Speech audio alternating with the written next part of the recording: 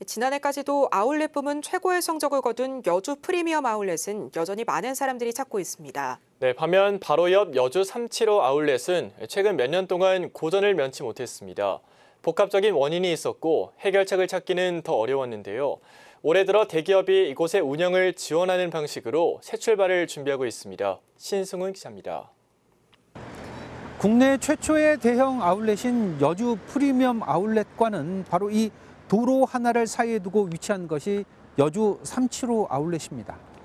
이곳이 최근 대기업과 소상공인들의 상생 모델로 주목받고 있는데요. 그 사연을 지금부터 찾아보겠습니다.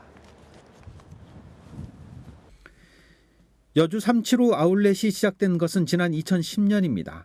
당시 프리미엄 아울렛에는 없는 아웃도어 브랜드와 중저가 브랜드를 입점시켜서 인기를 끌었습니다. 하지만 이후 온라인 시장의 성장과 코로나19 등의 악재가 겹치면서 70% 정도의 상가가 문을 닫을 상황까지 처했습니다. 이후 수년간 여주 375 아울렛의 회생을 위해서 상인들과 건물주, 여주시 그리고 대기업까지 나서서 결국 합의점을 도출했습니다. 7년여 동안 우리 구성원들, 즉 상인들 또 건물주들의 희생, 인내가 있었고요.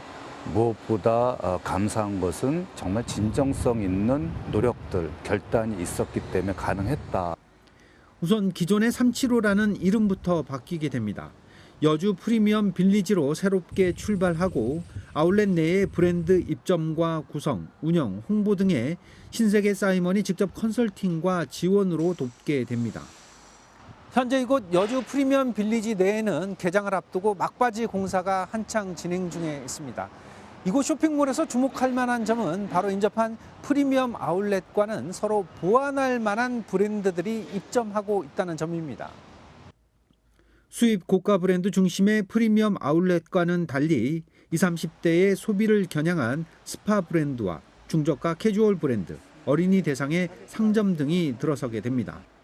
이 같은 변화는 대기업과 지역 상권의 상생 측면에서 중요한 이정표가 될 것이라는 게 유통업계의 전망입니다.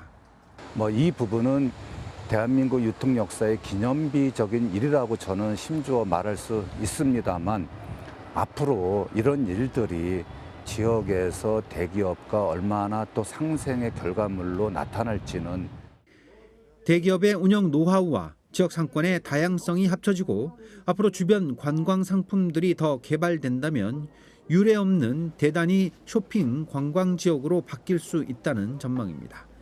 한편 여주 프리미엄 빌리지 개장식에는 오영주 중소벤처기업부 장관이 참석할 것으로 알려져 정부도 이번 상생 모델의 성공 여부에 큰 관심을 두고 있는 것으로 나타났습니다. 딜라이브 뉴스 신승훈입니다.